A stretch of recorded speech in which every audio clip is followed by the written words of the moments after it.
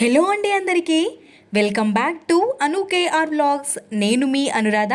ఈ రోజటి మన ఛానల్లో రెసిపీ వచ్చేసి నేను స్వీట్ వడల రెసిపీని చూపించబోతున్నాను. చాలా టేస్టీగా ఉంటాయి. ఇది కూడా మిగిలిపోయిన అన్నంతో కానీ మనం అప్పటికప్పుడే ప్రిపేర్ చేసుకున్న అన్నంతో ప్రిపేర్ చేసుకోవచ్చు. ఈ విధంగా నేను అన్నాన్ని నైట్ మిగిలిపోయిన అన్నాన్ని 1 కప్పు వరకు తీసుకుంటున్నాను.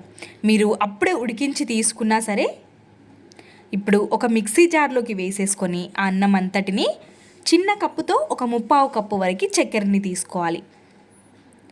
1/2 టేబుల్ స్పూన్ వరకు సోంపు, 3 యాలకులని వేసి వాటర్ ఏమీ అవసరం లేదు. మిక్సీ పట్టుకోవడానికి ఈ విధంగా మిక్సీని పట్టేసుకొని నేనైతే ఒక చుక్క వాటర్ని కూడా వేసుకోలేదు. అన్నం మరీ పొడి పొడిలాడుతూ ఉన్నట్టయితే ఒక 2 టేబుల్ స్పూన్స్ వరకు పాలని వేసుకుంటే సరిపోతుంది.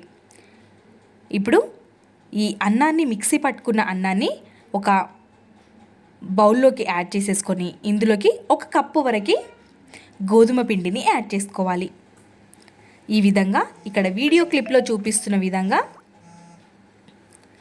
పిండినంతటిని ఈ విధంగా ఒక ముద్దలాగా కలిపేసుకొని చేతిలోకి నూనెని కానీ నెయ్యిని కానీ ఒక 2 టేబుల్ స్పూన్స్ వరకు యాడ్ చేసేసుకొని మంచిగా మర్దన చేస్తూ ఒక 2 నుండి 3 నిమిషాల వరకు కలుపుకోండి.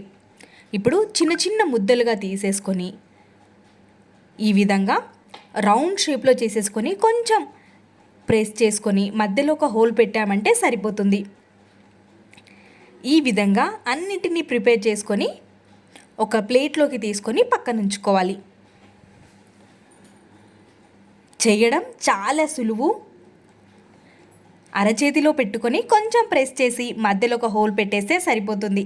ఇప్పుడు అన్నిటినీ అదే విధంగా చేసేసుకొని ఒక ప్లేట్లోకి పెట్టుకొని పక్కన ఉంచుకోండి. ఇప్పుడు ఆయిల్ ఇక్కడ డీప్ ఫ్రై కోసం ఆయిల్ని పెట్టుకున్నాను. ఆయిల్ వేడిగా అయిపోయిన తర్వాత లో ఫ్లేమ్లో పెట్టుకొని వీటిని వేసేసుకొని మనం అప్పుడే టర్న్ చేయకుండా కొద్దిసేపటి తర్వాత టర్న్ చేసుకుంటే సరిపోతుంది. మరీ ఎక్కువగా కూడా వేయకుండా ఈ విధంగా మనకి ప్యాన్లో ఎన్నైతే పడతాయో ఆ విధంగా అన్నీ వేసుకొని ఫ్రై చేసుకోవాలి. లో టు మీడియం ఫ్లేమ్లోనే మనం వీటిని వేయించుకోవాలి, లేదంటే లోపల వరకు వేగదు. కాబట్టి ఈ విధంగా వేసేసుకొని మీకు వీలైనంత పల్చగా చేసుకోండి, లేదంటే లోపల వేగదు. ఈ విధంగా చేసేసుకొని మనం సర్వింగ్ ప్లేట్లోకి తీసేసుకోవడమే. ఇంకొక వాయిని కూడా అదే విధంగా వేసేసుకొని ఫ్రై చేసుకొని తీసుకున్నామంటే చాలా రుచిగా ఉంటాయి. తినడానికే కాదు చేయడానికి కూడా చాలా పర్ఫెక్ట్గా వస్తాయి.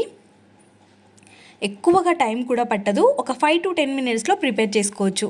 కాబట్టి ఖచ్చితంగా ఒక్కసారి ఈ రెసిపీని ట్రై చేయండి.